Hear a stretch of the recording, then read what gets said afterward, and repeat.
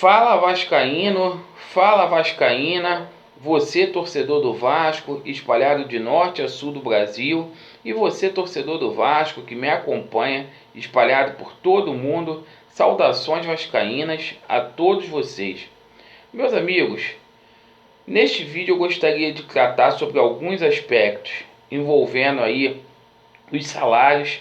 Vamos falar também sobre renovação de contrato e sobre possíveis reforços. Primeiramente, a questão salarial.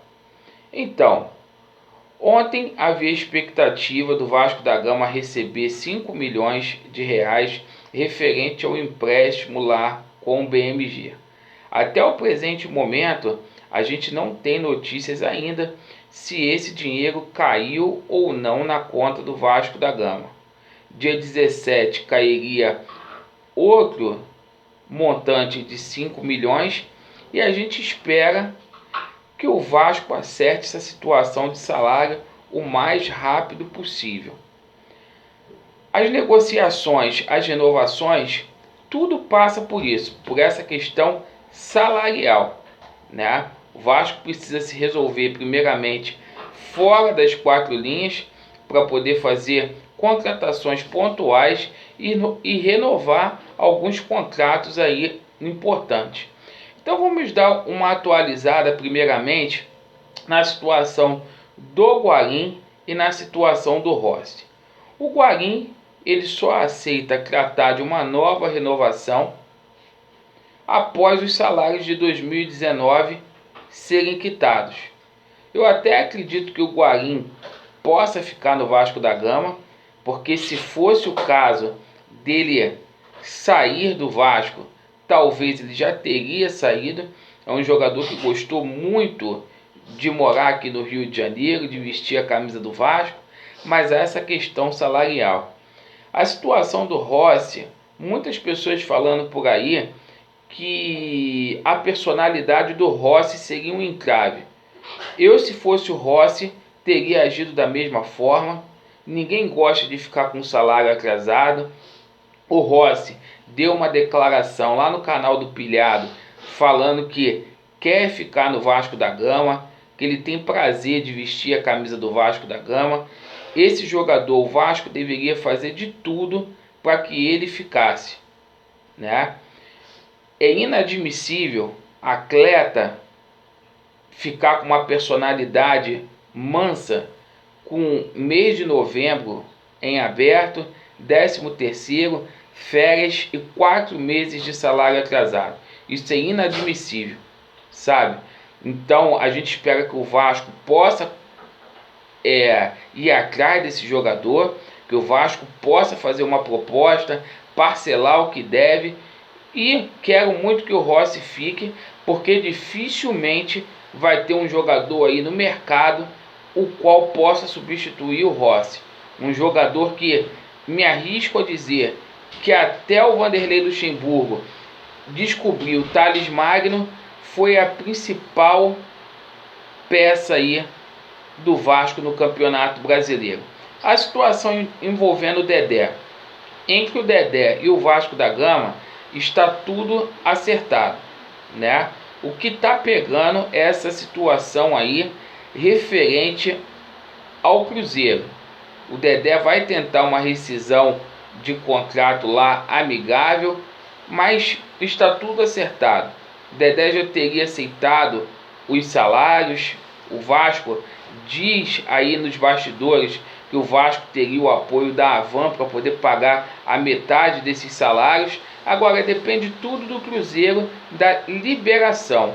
O Dedé iria tratar dessas pendências aí com o Cruzeiro, tentar uma rescisão para vir jogar no Vasco após a reapresentação do Cruzeiro, que acontece no dia 8. O Cruzeiro, ele quer manter um teto salarial de 150 mil reais por mês, e se não conseguisse essa rescisão contratual, o Dedé poderia vir por empréstimo para o Vasco da Gama, né? Então, só para deixar essa situação do Dedé muito clara, porque ontem surgiu aí uma especulação do Dedé envolvendo o Corinthians, Eu quero muito que o Dedé venha para o Vasco da Gama, já dei minha opinião aqui. Ontem surgiu outro nome aí nos bastidores, né? O Vasco à procura de um camisa 10, que possa envergar a camisa do Vasco. É a posição mais carente aí do clube. O Vasco conseguiu contratar o Germancano, mas é muito pouco. O Vasco ainda precisa ir ao mercado para tentar pelo menos, no mínimo, uns 4 ou 5 reforços aí para o campeonato carioca. E o nome que circulou ontem foi do argentino Nico Gaitán. É um meia de 31 anos que apareceu muito bem lá no Boca Juniors no ano de 2008 e 2010. Ele estava jogando lá no futebol norte-americano, na Major League Soccer, no Chicago Fire. Então, é um nome aí que foi especulado também no Vasco da Gama. Este atleta aí, ele tinha tudo acertado aí com o presidente que estava postulando o cargo aí no Boca, só que as negociações não foram para frente e ele está livre aí no mercado. É um jogador aí que me agrada, é um jogador experiente, com rodagem internacional. É bom lembrar que o Vasco da Gama vai disputar uma Copa Sul-Americana, uma competição de cunho internacional, e seria muito importante mesmo para o Vasco contar com um jogador assim, um jogador que já jogou lá no Benfica, né, que sabe lidar com essas competições internacionais, já disputou Libertadores. Então o Vasco precisa se reforçar.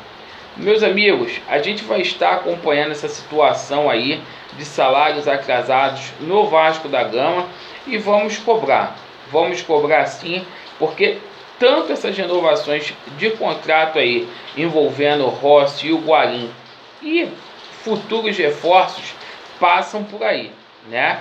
Lembrando que o Vasco contratou o Germancano, mas ainda é muito pouco mesmo. O Vasco precisa de mais peças aí para poder estar suprindo as carências, né? Pelo menos um lateral esquerdo aí para poder acrescentar o elenco, jogadores ali para o meio campo. Então vamos aguardar, meus amigos. Lembrando, o Vasco se reapresenta no dia 8, hoje já é dia 3, então o Vasco tem que correr contra o tempo aí para dar condições de trabalho ao técnico Abel Braga. Valeu, meus amigos? Então essas eram as notícias que a gente gostaria de tratar com vocês. Falamos aqui sobre o nome que foi especulado, o Nico Gaitán. Falamos também sobre as renovações de contrato envolvendo Rossi e Guarim. E o Dedé, que já estaria aí acertado, apalavrado com o Vasco da Gama. Valeu, Vasco neles, estamos juntos. Valeu.